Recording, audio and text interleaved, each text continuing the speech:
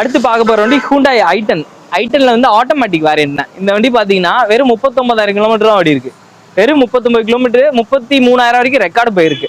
4 tyre நல்லா இருக்கும், interior exterior எல்லாமே நல்லா இருக்கும். பெயிண்டே ஆகாத வண்டி. வண்டி நல்ல கிளீனா இருக்கும்.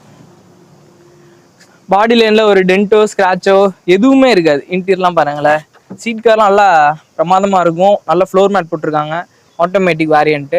ஒரு சின்ன வண்டி எங்கேயும் போகணும் வரணும் ஓட்டி பழகுறவங்களுக்கு நீட்டா இருக்கணும் அப்படின்னா இந்த வண்டி நல்ல ஒரு ப்ரிஃபரன்ஸ்.